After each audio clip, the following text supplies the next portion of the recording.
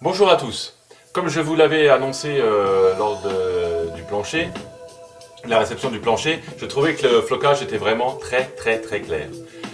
Donc finalement j'ai trouvé de la teinture pour textile, diluable à l'eau, dans un magasin qui commence par culture et qui termine par A, et avec une référence qui me semblait assez proche du résultat que je voulais obtenir. Donc voilà, et puis l'avantage d'être diluable à l'eau. Applicable, là je l'ai appliqué au pinceau brosse, au petit pinceau brosse, et avec un séchage au sèche-cheveux, je vous expliquerai plus tard.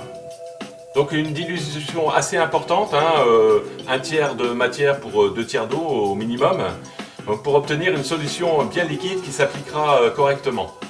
Donc j'avais fait un petit test préalable, et puis là, comme c'était concluant, je me suis lancé. Donc sur le vide-poche, donc une application très facile au pinceau. La dilution est importante parce que sinon on fait vraiment du pâté, donc n'hésitez pas à bien diluer et ça se passera très bien. Donc l'application se fait facilement, on brosse sans appuyer sur le flocage parce qu'il ne faut pas évidemment abîmer celui-ci.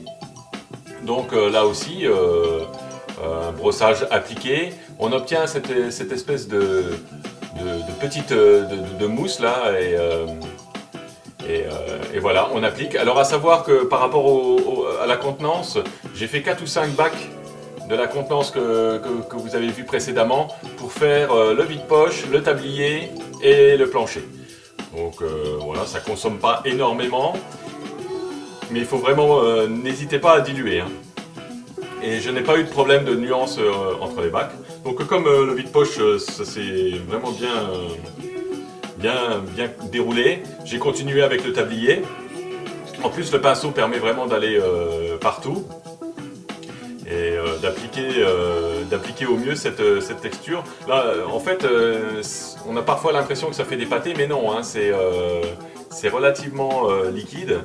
Mais bien sûr le flocage absorbe en partie l'eau, donc mais rassurez-vous, l'application est vraiment très simple, hein. Au pinceau là vous voyez, il faut simplement veiller à ne pas écraser la matière, mais ça se fait vraiment très simplement, vraiment très simplement, hein. Et le gros avantage de cette solution, de la teinture textile, c'est qu'on va garder l'aspect duveteux du flocage.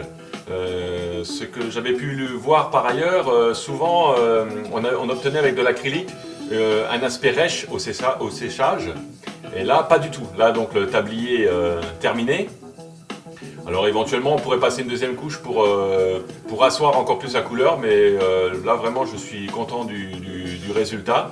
Et je continue donc par le plancher. J'ai même pas pris la précaution d'enlever les pédales, puisque en fait c'est du plastique, la teinture n'agit pas sur ces revêtements-là. J'ai quand même enlevé l'accastillage Palace, mais c'était plus pour être bien sûr d'aller bien dans les coins.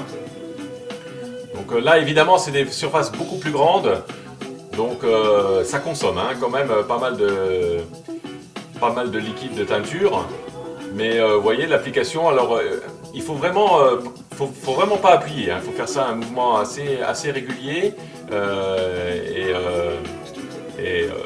et ça se passe alors à ce moment-là, ça se passe très bien, même sur des grandes surfaces comme celle-là. Même bon, j'aurais pu ne pas faire les endroits qui seront recouverts par les tapis de sol, mais bon, quand même, quand on fait une chose, on essaye de la faire au mieux. Mais vous voyez, la teinte est vraiment très intéressante. Alors le mode d'emploi de la teinture explique qu'il faut passer un fer à repasser pour la fixer. Évidemment dans notre cas, refaire à repasser c'est à exclure. Donc je me suis dit, je prends un sèche-cheveux. Faut quand même mettre une puissance assez forte, hein, au niveau chaleur, hein. Là j'avais un sèche-cheveux à 3 positions, je l'ai mis sur la dernière, la plus forte. Bon, il faut être assez éloigné et du coup on sèche la teinture parce que jusqu'alors elle n'était pas sèche, et il faut surtout pas la toucher avec les doigts, hein, parce que sinon évidemment l'effet n'est pas neutre, hein. Voilà, donc là c'est sec. Vous voyez que l'aspect duveteux est tout à fait préservé. Et la couleur est vraiment régulière, hein. Là j'ai un éclairage, j'ai fait ça de nuit, et mon éclairage il faut que je le revoie pour les vidéos parce que évidemment c'est un éclairage artificiel et ça ne restitue pas vraiment tout à fait la couleur. Mais Je suis vraiment très satisfait du résultat. C'est nettement plus conforme à mes yeux que la couleur claire d'Altaya. Donc là aussi sur le plancher, même si l'application est un peu plus compliquée parce que les surfaces sont plus importantes, on a gardé aussi cet effet soyeux. Je vous montre quand même, là je l'ai fait sciemment, hein, ces deux petits pavés là qui peuvent arriver lorsqu'on applique. Attention parce que ça c'est des tâches qui sont qu'on ne peut pas reprendre. Hein. Donc là ça allait bien, c'était sous les tapis de sol, donc bon c'est peanuts, mais il faut quand même faire un petit peu attention. Mais du moment que votre dilution est régulière, il n'y aura pas de souci. Et je terminerai donc par une photo à la couleur naturelle qui vous montre, voilà, qui vous montrera qui sera nettement plus proche du résultat final. Allez, à bientôt!